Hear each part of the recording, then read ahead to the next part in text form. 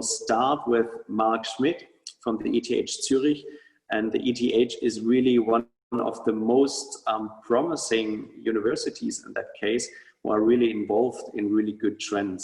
And this year they had a lot of construction, and construction is a really main focus these days. So printing big, printing anywhere, and thinking in an intelligent way how to involve new techniques in that construction area. So thanks a lot. And Marc Schmit, I think now it's up to you. Thank you for the speech now.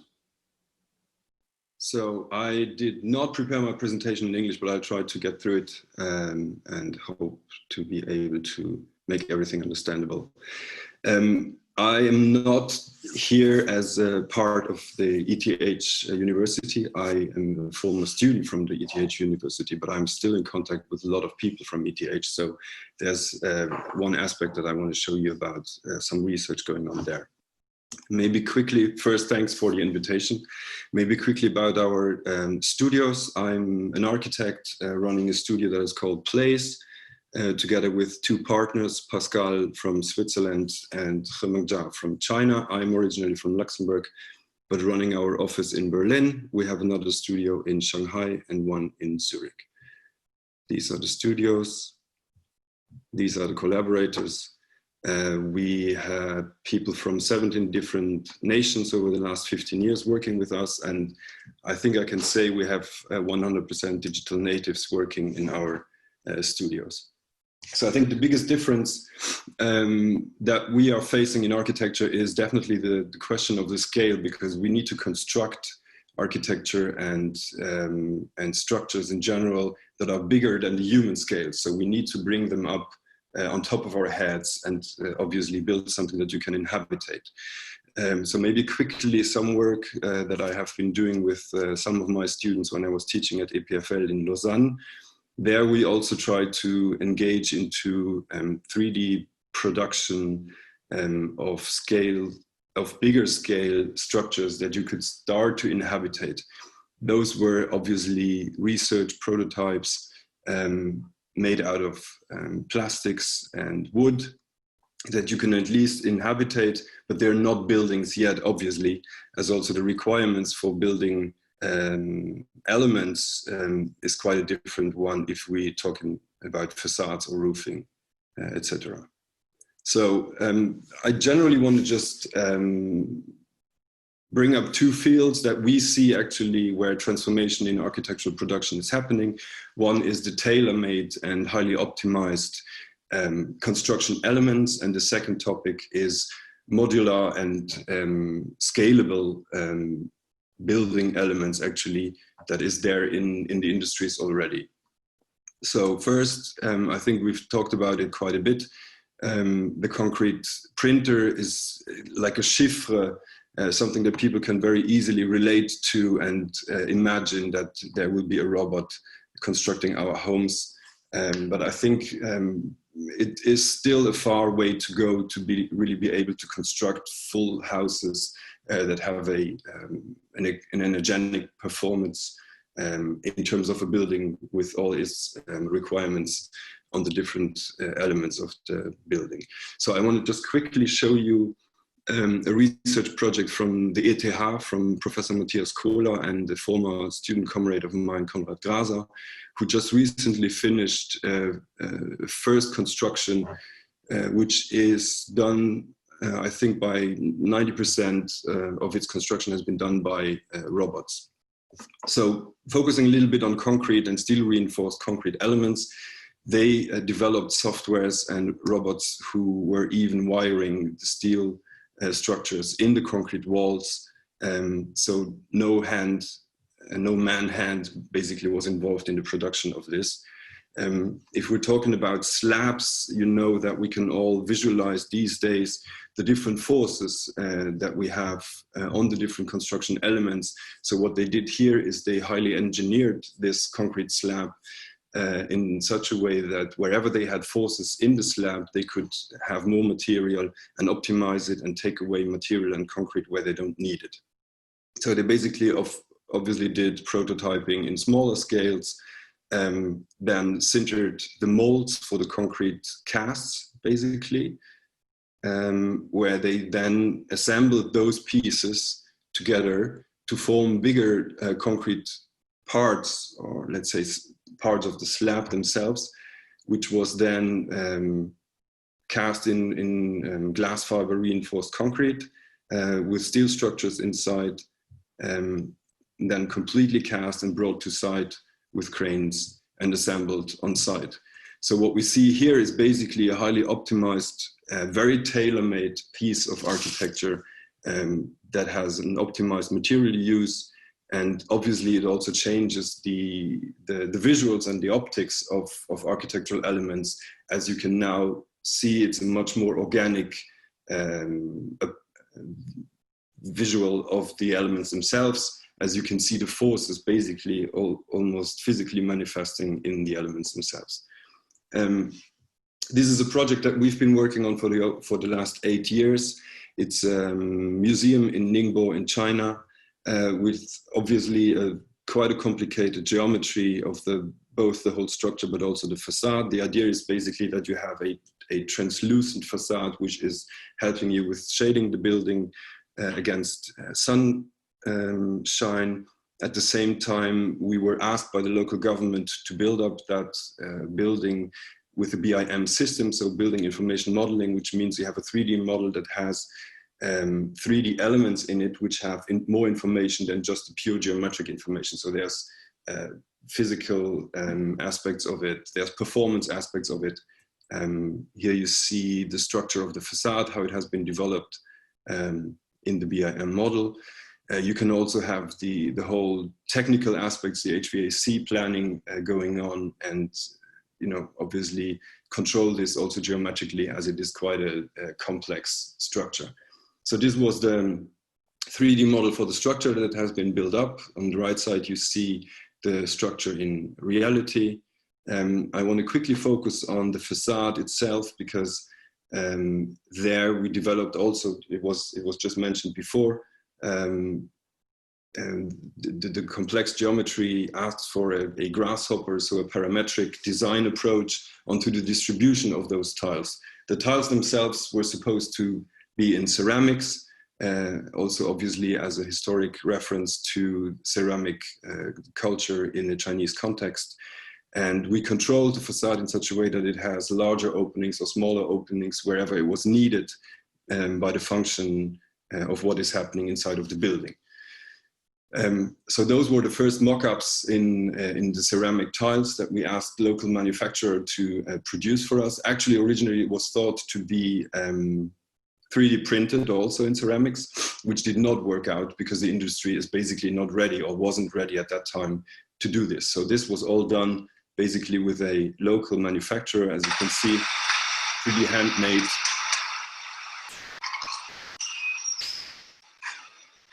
And then assembled on site. This is a quick flyover over the construction site itself. Also there, we had to realize that digital planning and digital engineering doesn't necessarily means that it's becoming a digital construction site, or let's say a robotic supported construction site.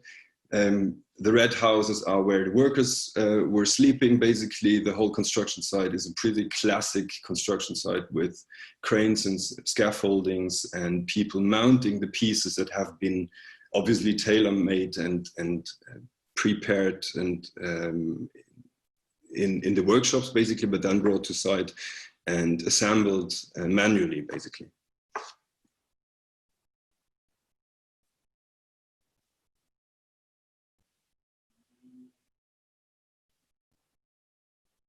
So this is the final result, just as a quick impression.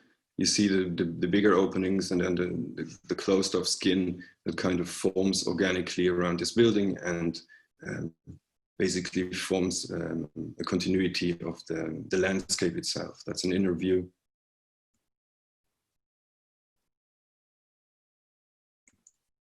And that's the context in Ningbo.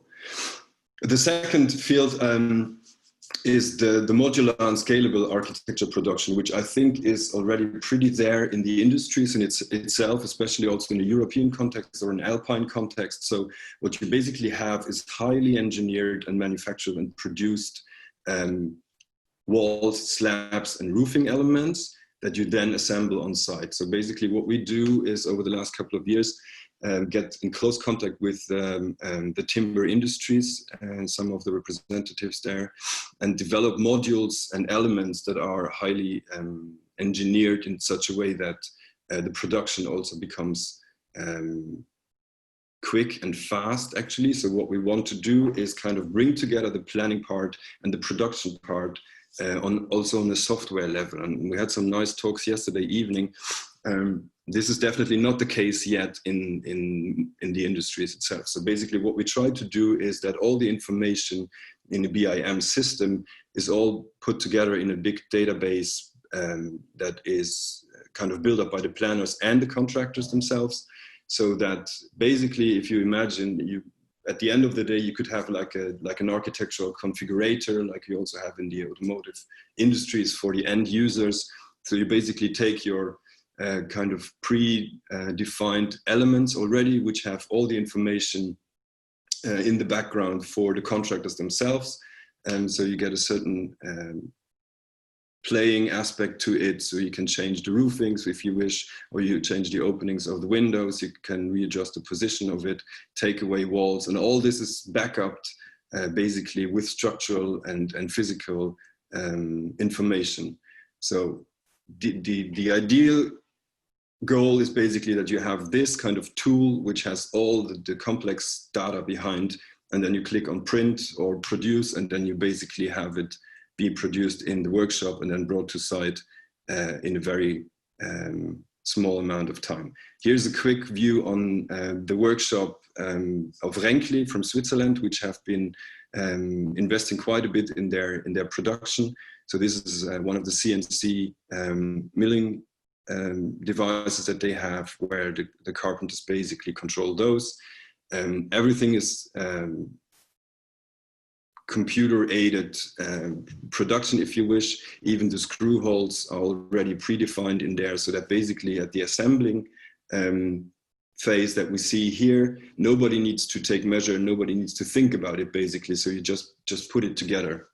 So this is where all the components come together, like in the automotive production, and then in a very short amount of time you have the finished construction elements with facades and windows. I mean, this is something that you probably all have seen, but this CNC support of those elements is something that is really getting bigger and bigger. There's another company, quick video from those guys, Blumer Lehmann, also from Switzerland, who are specialized in free-form construction elements. So this is mostly CLT, cross-laminated timber, that they also engineer and produce in their workshops and then bring onto site. This is the Swatch headquarters in Switzerland, which then also develops. So this company is almost a market leader, I would say, in free-form construction. So this is also part of the industries that is already there, and I think is a big potential for the future. A quick project, just to sum it up, where we are working on is a similar approach. So it's a 6-story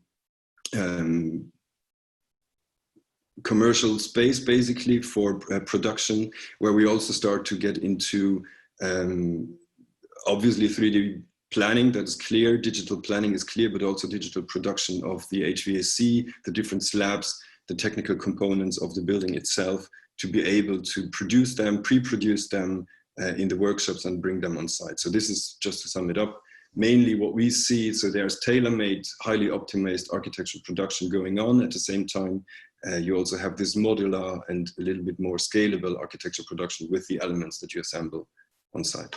Thank you. So thank you, Marc. That was a really interesting speech. And I really like and love to see that architectural design is a parametric design, and that you really live that. And it's not only, like you say, it's not only digital production if you use to digital planning, but by hand manual assembly, to combine that and to merge those. This is really interesting. And therefore you can actually really work on culture and the digital assembly or digital planning and manual assembly. So thank you, that's really interesting in that case. So architecture is a pioneering work in that case. So it's love to see the projects you're working on. Are there any questions maybe from the audience to Marc right now?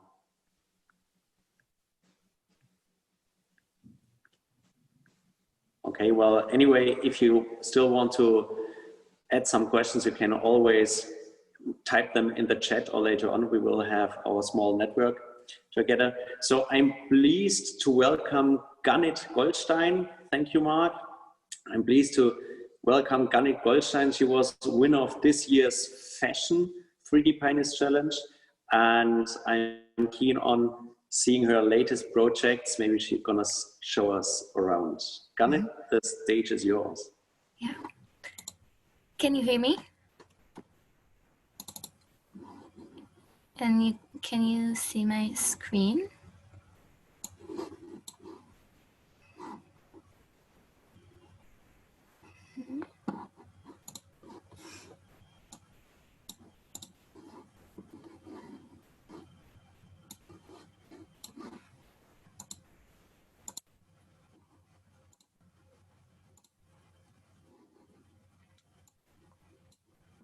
Can you see my screen?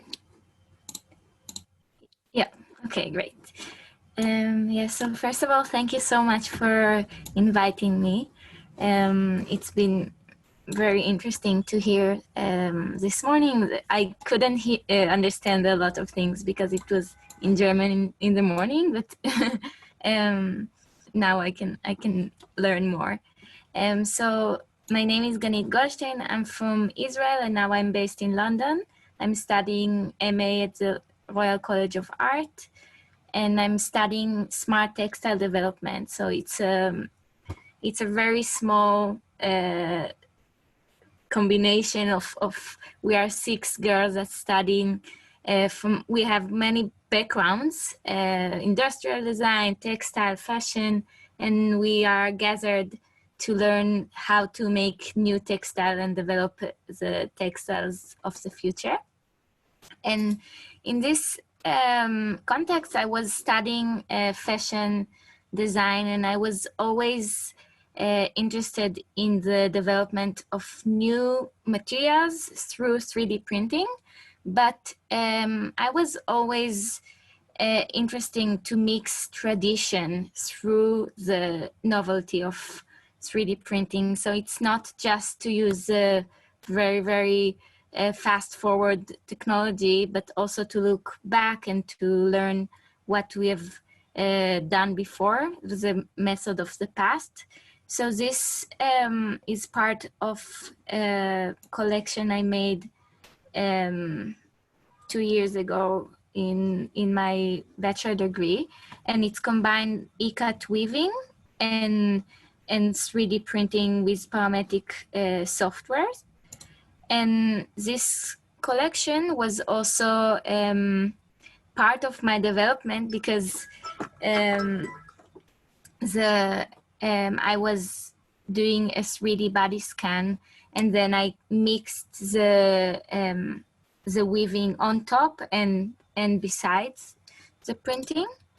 And for a few years, I'm working with Stratasys on new development for shoes and now also for fashion, but the use of multicolor printing. So I'm designing the 3D file, but also the colors inside the printing.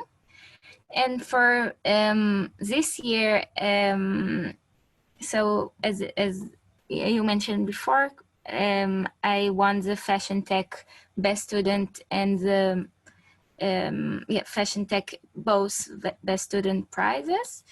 And the project I was developing called Re-textile 3D, and the method is to start with a 3D body scan, and then I'm breaking the scan to pieces that I can print, and then I'm assembling it again. So for me, it was very interesting process because it's not just the material, it's not just it's the whole story to build a new system of garments that based on 360 scanning. I used a recycled sequel fabric that I'm printing it with recycled filament. So the whole garment is recycled. And I believe that the change in the textile and the fashion industry needs to be shifted from mass production to costume garment production. So based on specific measurements, and the technologies already exist for body scan and to get the exact measurements for full body scan in my computer, and then I can really work on this in a freedom that is easy today. And a bit about the design background, I think that if we look at the textile and the fashion production for the 50 or 100 years now, it's the fast fashion is destroying. We have so many clothes that we don't use or use once and then throw it away. And the industry, the textile industry is the world's second biggest industrial polluter behind oil. So we have so many leftovers and tons of textiles that we don't use anymore. So for me, that was an inspiration or a starting point to develop this new system. And the tailoring production is started from body scan. So this is also a collaboration with Reframe in Linz in Haratech. So we used full body scan. And for me, this is really the starting of what tailoring means. And the material I used are divided to two. It's I use filamentive 3D printing material from recycled filament, recycled PET plastic bottles, and it was 100 recycled material. So it's really made from the whole filament made from waste of water bottles. And the second material was fila print that is recycled PETG. It's called recycled post-industrial PIPG. And the designing new system started, as I told before, with body scan, and then I worked with Grasshopper for the digital 2D and 3D patterns and designing it on the specific body, breaking it to 2D flat surface, and then at the end, 3D printing it on top of the fabric. And I think this process is really changing how we can think about tailoring and tailor-made outfits, and how we can break from 3D to 2D and 3D again, the system, and to generate the data from the body to the garment. It's also involved the study of we don't have any leftovers because we print directly what we need. And the assembly can be really smart in the way we connect the fabric together.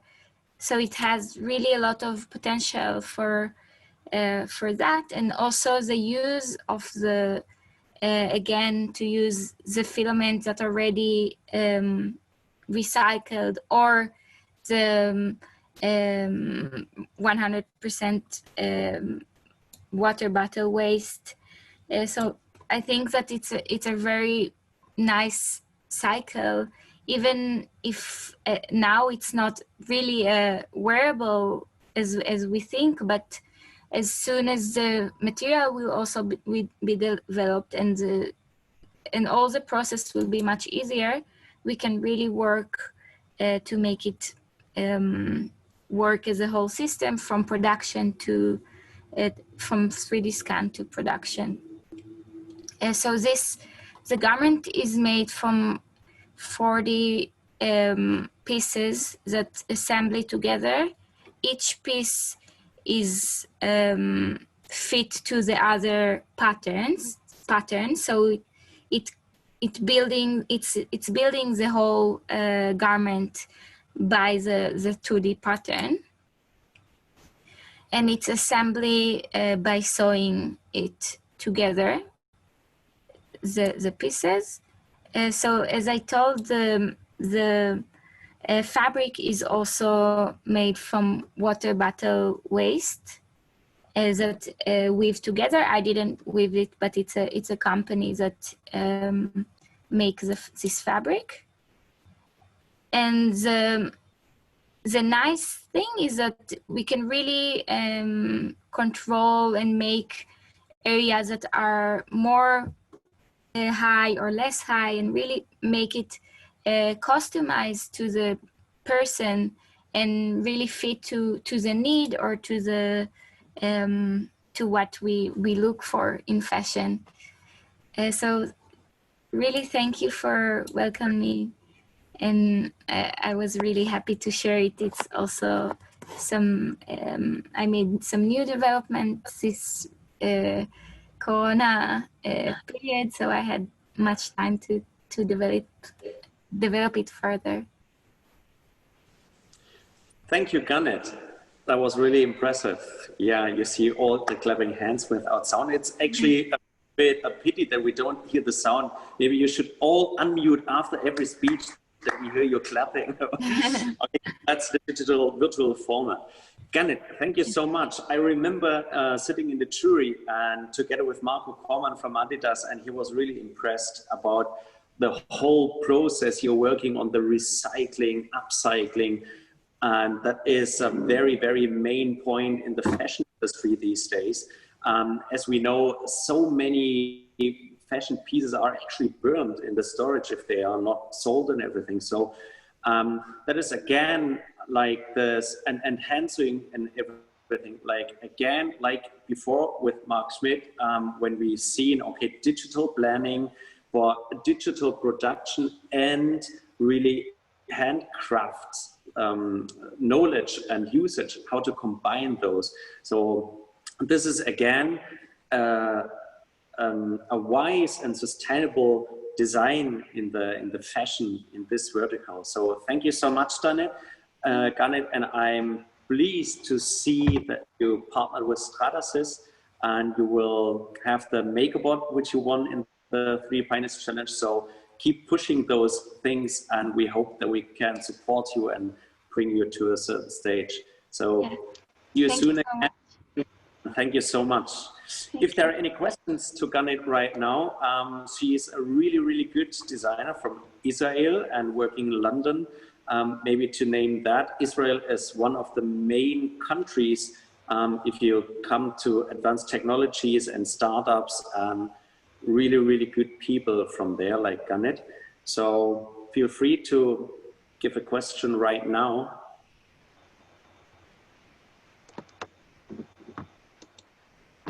You can also contact me afterwards. That's fine, yeah. Or maybe use chat. So then, to still be on time, I welcome now from MX3D Thomas. MX3D is really pioneering work with Joris Lahmann and such a great, huge team to work on metal printing. Most of you will remember the bridge they built, and this year they had a robot arm. So welcome, Thomas, to give us your speech now. Hello, can you hear me? All right, thanks. Thank you, Christoph, Marc, and Ganit for the wonderful presentations. Also, thanks to the organization for having me, and thanks for the Pioneers Awards to organize the competition every year. We were happy to be selected as one of the finalists, and we are always very happy to see what other companies and people are doing as well. Unfortunately, I don't have a webcam. I'm giving this presentation from a different location than I was planning to, but yeah, it's just a presentation and no face. So instead, I put a picture in of myself. This is me. My name is Thomas van Glabeke. I work for the company MX3D. I am a design engineer, and at MX3D, I do R&D work and business development. In my hand, you see the Archbike 2, which is our first aluminum print. It was showcased last year, and it was printed in 24 hours with our wire arc additive manufacturing technology. But first, let's take a step back and talk about MX3D. MX3D is a startup that originated about 6 years ago. It started from a need to fabricate large-scale metal objects, but at the time, there weren't any available technologies to do so. So we got an old industrial robot and a welding machine, and we started to create small samples. These samples looked very promising, and then we went slightly bigger, and we had the idea to print a bridge. The picture you see here is from 5 years ago, printing the first small bridge. And by now, if you haven't seen it, we have printed a full-scale pedestrian bridge that's over 12 meters long and weighs around 6,000 kilograms. And the 6,000 kilograms are all printed by our robots with our software. So how does the manufacturing system work? We use a standard industrial robot, standard welding machine, standard welding wire, standard welding gas, basically standard everything, and we use the MX3D software to tie it all together.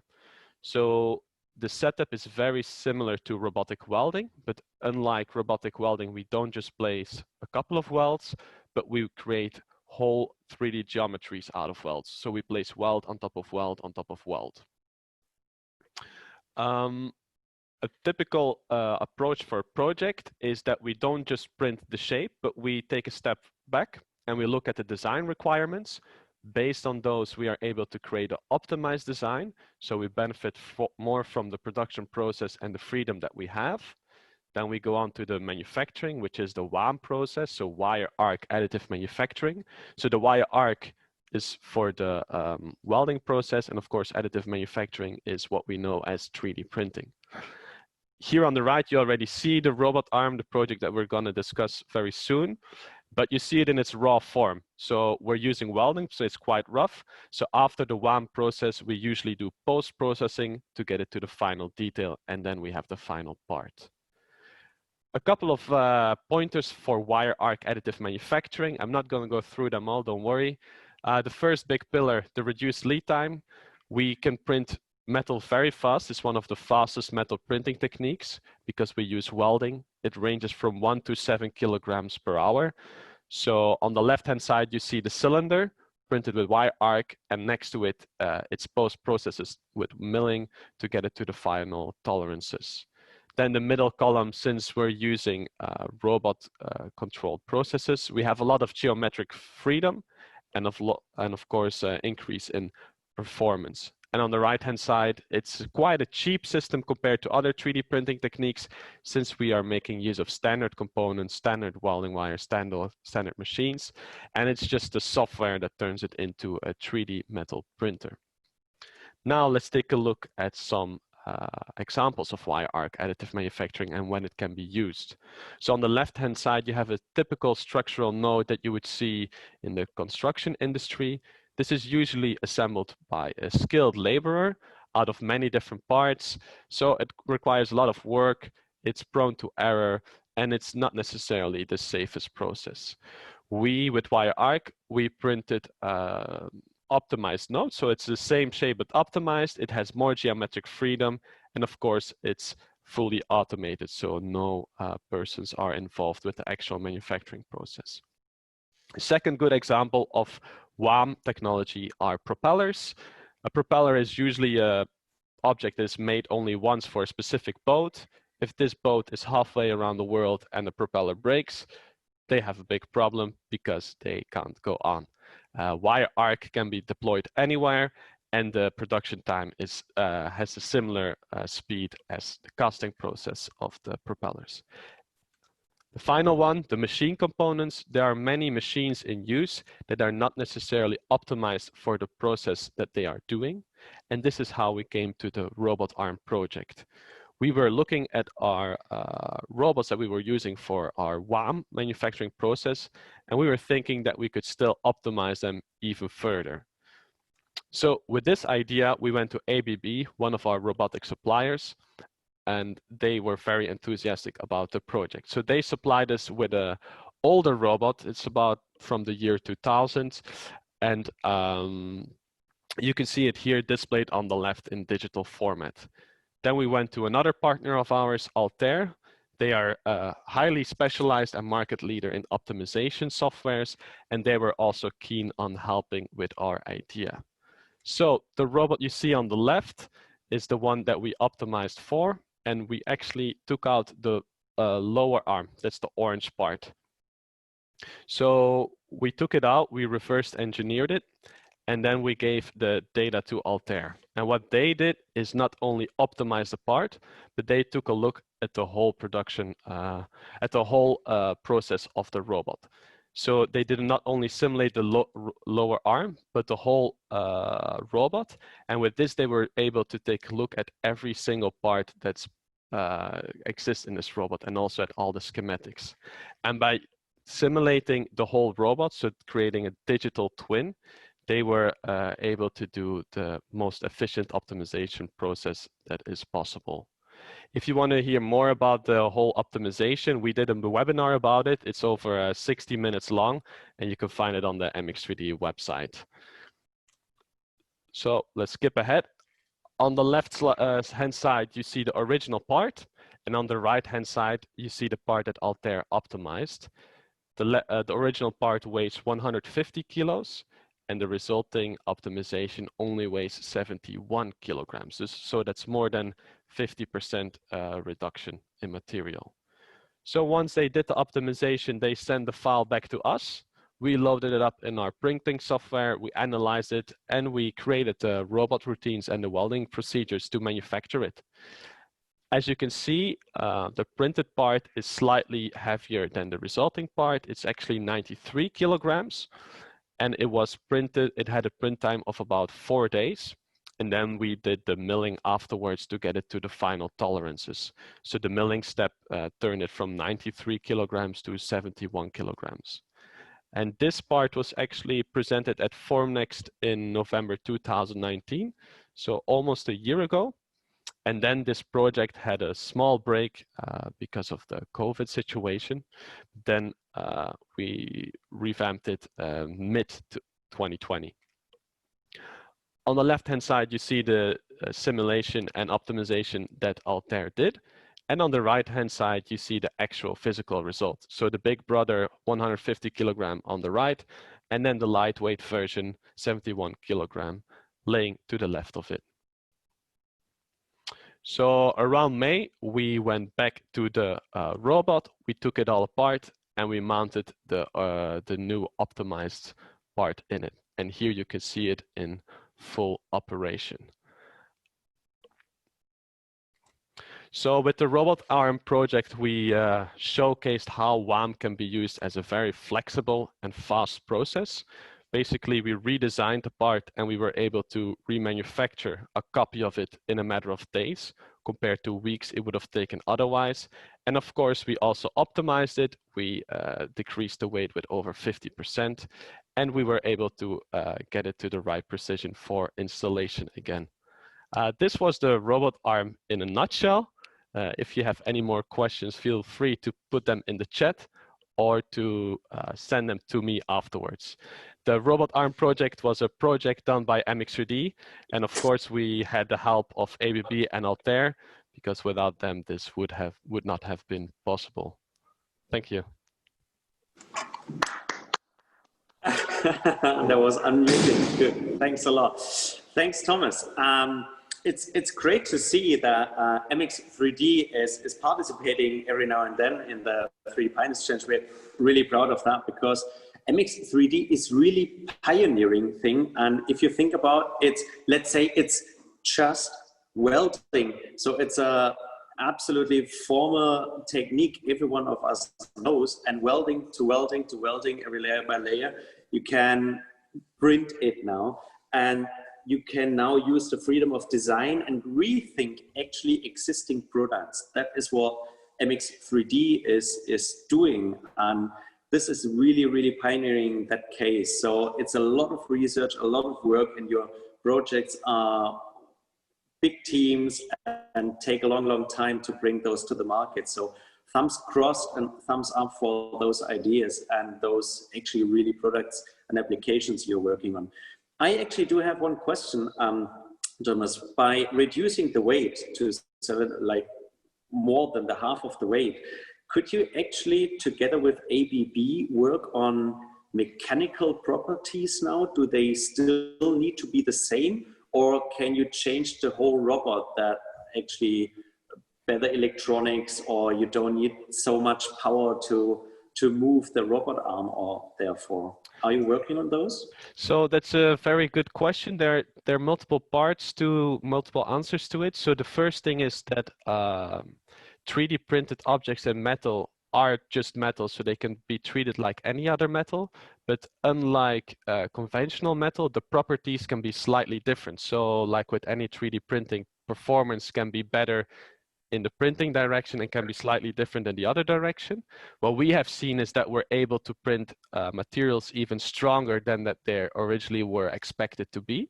So there's extra performance to be gained there. And of course, since this part is lighter, this means that the motors need less torque, the robot needs less electricity. And these are all things that Altair were able to prove and calculate with their digital twin. So with this technique, you can definitely make production processes or industrial robots more efficient. But WAM is fairly new. Like you said, welding is pretty old. It's over 100 years old. Robotics is more than 50 years old. But wire arc is now in the phase where we are looking towards certification. And that's the first step we will need to be able to take in order to get our printed robot arms out there. But you know, we just finished the bridge. The bridge is certified and ready for installation. So we're making good progress on this field. That's actually you just point the nail out. It's about certification these days with AM technologies. And yeah, WEM is really, really focusing in that case. So yeah, maybe you can get in touch with the Verband, with the Association of 3D, because we're taking care of certifications as well. Maybe short marketing in that case. Yeah, thanks, Thomas. I think that was really, really interesting. Thank you so much for that. Maybe we can see the robot arm in Germany soon for any kind of on-site exhibition, maybe what would be really great to see. So keep fingers crossed to keep on working on those fantastic ideas. Please add your questions in the chat or later on to Thomas directly. And for the next speech, we are into construction again with robots and concrete printing. And so I want to welcome Alfred, who will talk about Printstones.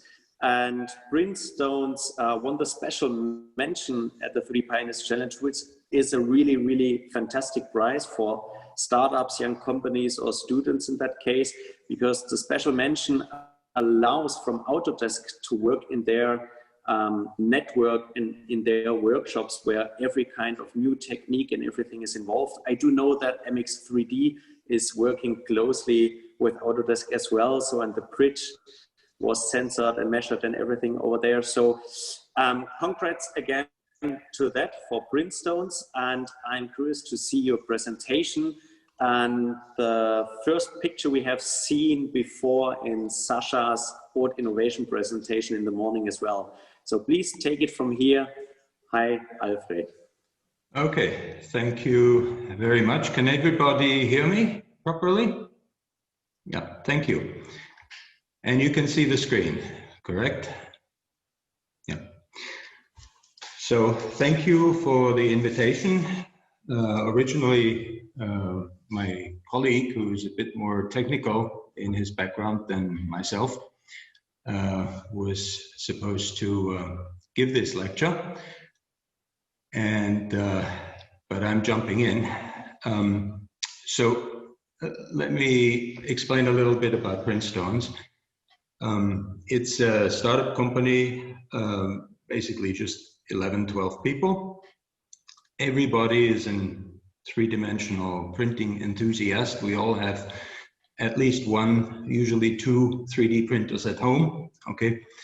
And we see the core business of the company as the creation of pavement stones, creating using data and cementitious materials. So my personal background is that I come from the two-dimensional printing industry, did that for about 20 years. And we were doing essentially the same thing as what Printstones is doing, which is we take data from the customer and we turn that data into physical products that the customer finds useful, and that can be replicated X number of times. And the equipment that we are using, basically the printing volume is, again, it's concrete printing. It's not making houses. It is anything that fits basically on a Europallet. The basic parameters, you've got a very excellent introduction to printing in concrete already this morning from Mr. Staudinger and Mr. Vogel from Austria.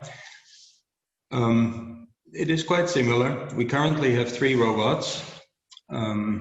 One has been our main workhorse, which is since 2017. The second one is just coming online and includes all the improvement features that we have learned about in the last 2 years.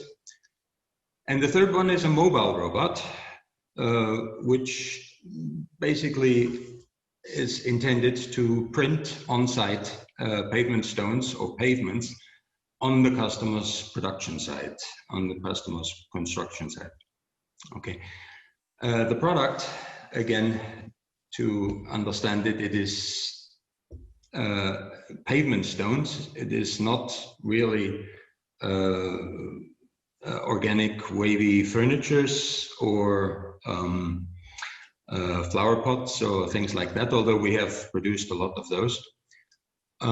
It is basically making pavement stones, which is kind of the simplest product you can think of. You look at the STL file of that, rectangular pavement stone, extruded up into the Z is basically 8 data points. Okay, so it's a very simple product, and the purpose of this talk is to see what happens when you try to produce a product like this and you get your first live customers. People call you, they bring you their designs for their gardens, for their pavements, and they want you to print those and have that printed result, have all the features that they expect it to have, that they designed on SketchUp, let's say, and then last as long as people normally expect concrete to last, which is 125 years. Okay, through the winters, through the rainstorms, and through the sunshine and everything. Okay, so let us continue. Let us look at the benefits that the customers would expect from getting pavement stones that are made not the traditional way from the pavement stone company, but 3D printed. Okay, you have a minimum order quantity of 1 piece. You basically, and this is the main benefit, you no longer have to make the form that the concrete needs to be poured into to create the shape that the customer wants. So the customer decides the color. You add a thimbleful of color to the concrete as it is mixing, and you can keep that color for as long as this stone exists. Also using infills for larger pieces, you can have the possibility of making the stones using a lot less concrete than you would ordinarily use it with. Okay, so you have lighter products also. Now on the side of the producers, you basically can, these are the printing stone manufacturing companies, the concrete producers. You can basically accelerate your testing of new products. You can create those directly from your STL files directly into the robot and print them out as when you want. You can catalog those products digitally. You don't need to produce and store goods that you need to sell. You can actually change the color of the product inside a print by changing the color that gets added to the concrete as it mixes. And you can control the process quite closely. What you are trying to do, again, to recap, with 3D printing in concrete, the main technical challenge is you are extruding this concrete through a nozzle or extrusion head in such a way that the concrete needs to be liquid enough that you can pump it through the extrusion head and deposit it where you need to deposit it for the layer that you are currently printing. And on the other side, that layer then needs to set fast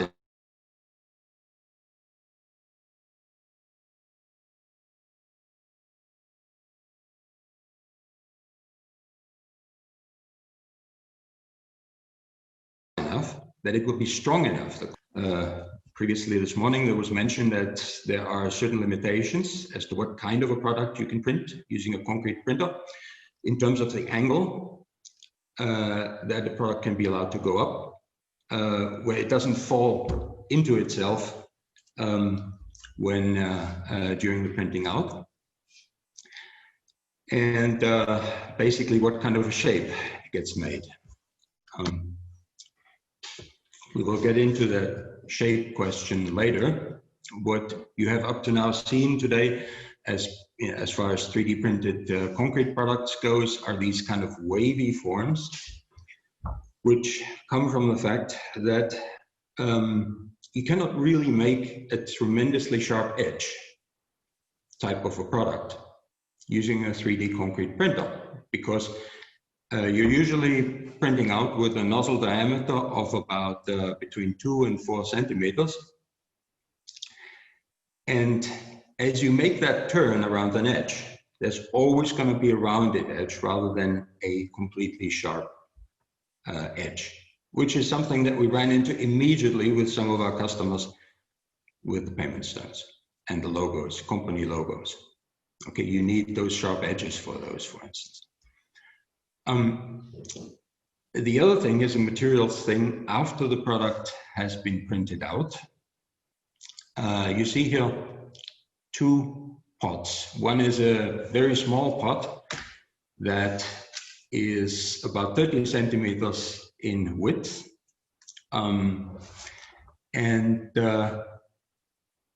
it has been in our garden, in our sample garden now for about a year. Okay, that means it has been out there, it was printed, it has been put out there, it has survived the winter, it has survived the snow, it has survived the rainstorms, it has survived the sunshine.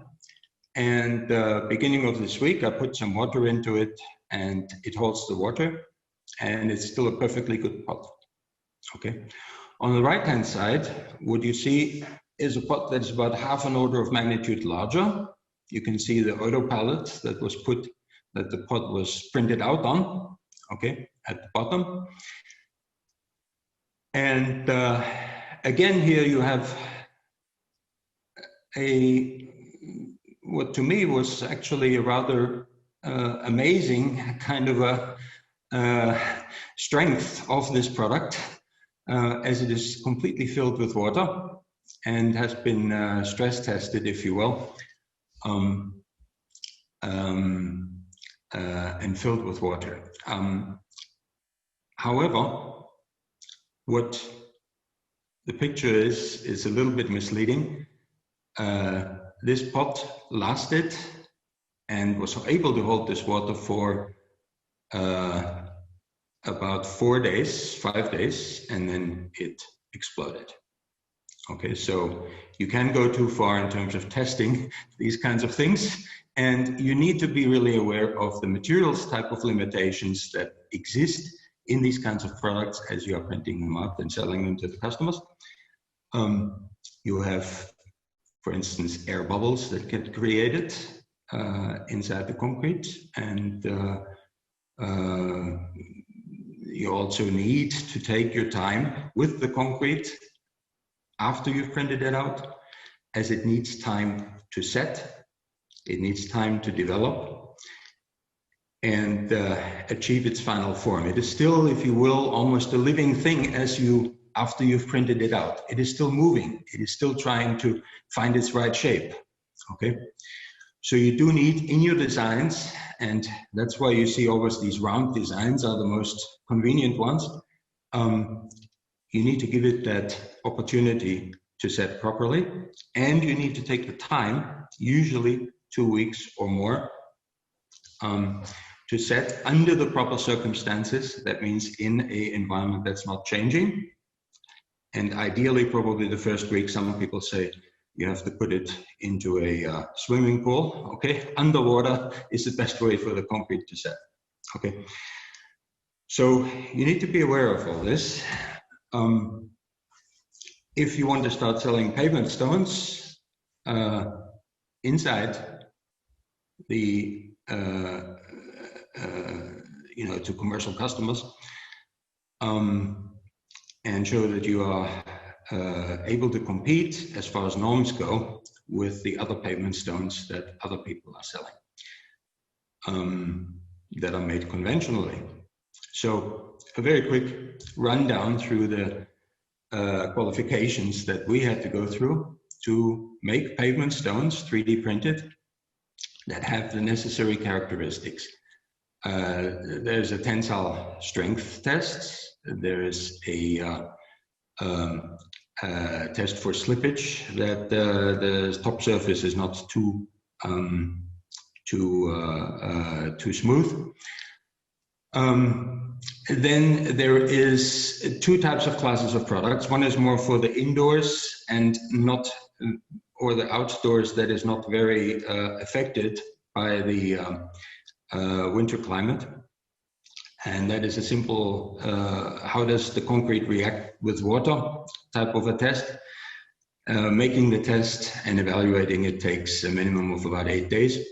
But then if you want to start selling your concrete pavement stones or company logos or whatever else it is to, let's say, the Austrian Railroads or to the Vienna Parks and Recreations Department, you need certainly to meet also the next test, which is how does the concrete interact with the frost and with the salt materials that people use as defrosting on pavements, okay? And will it last? Okay, and this kind of a test creating and letting it set the concrete object is about 4 weeks. And then evaluating in a climate chamber and stressing the final product many, many times to make sure that it has this Beständigkeit. Okay. In total, that test and qualifying for that will take you a minimum of about 48 days. This gives you, in order to sell to and have that certificate, which is the EU-wide certificate. There's one for one norm for pavement stones, another norm for larger Bodenplatten type products. This gives you sort of, if you will, the passport to sell. And then if you want to sell in Austria to most customers, at least the public customers, you need a visa. And that is a local norm. In this case, it's called ÖNORM B3258. And that is much more closely supervised. The EU norms, you can pretty much, these are self-testing, self-administering types of processes, where you just have to show that you're keeping protocol of your processes to ensure consistency of your product. As you move forward into the local norms, you will be much more closely supervised. And these qualifying for those then is sort of the visa and the passport that allows you to sell to key customers in the local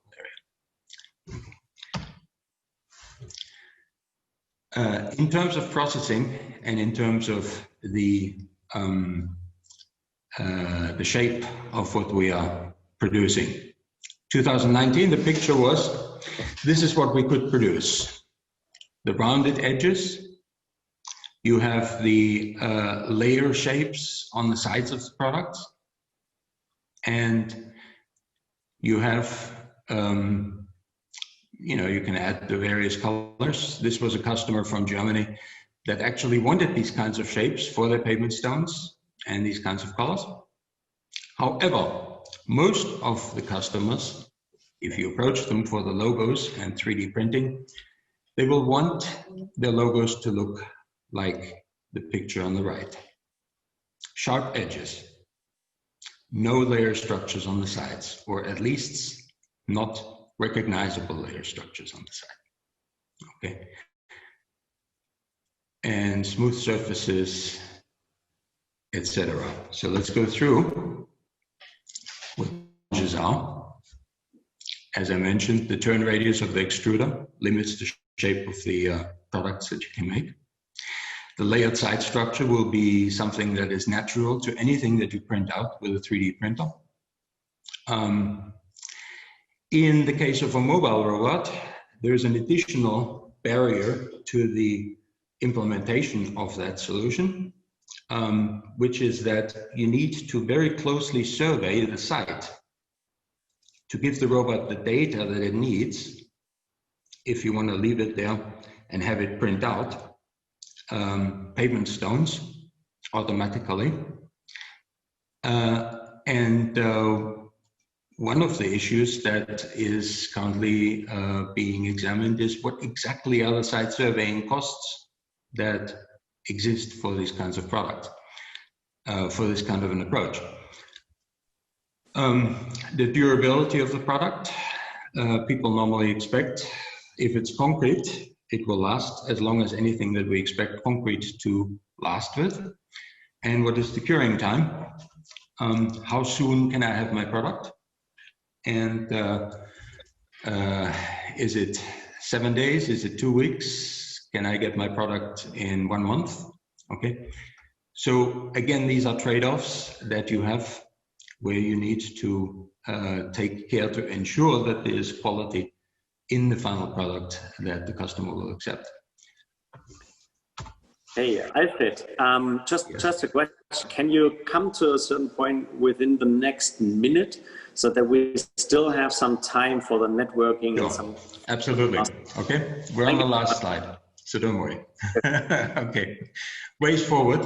And again, some of that has been mentioned by the previous speakers on 3D printing.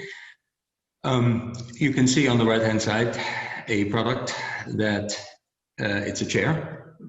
It is 1 centimeter wide, and I would not suggest anybody to sit in it for if you weigh more than 80 kilos. However, if you look more closely, and this is a point that was made by the previous speakers, this doesn't have to be the product at all. This is just a shell. You have just 3D printed, not the product, but the shell, and you get the product when you fill it with regular concrete.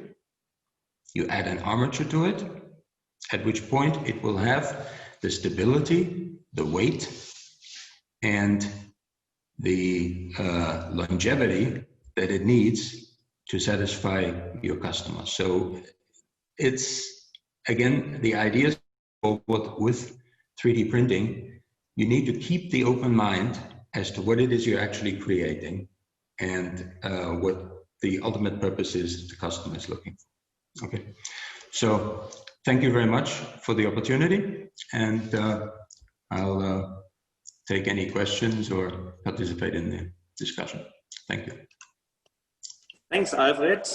Thanks so much. So as we can see, here is a pioneering work in how actually tradition can be maybe kind of replaced by new technologies or useful in a combination in that case.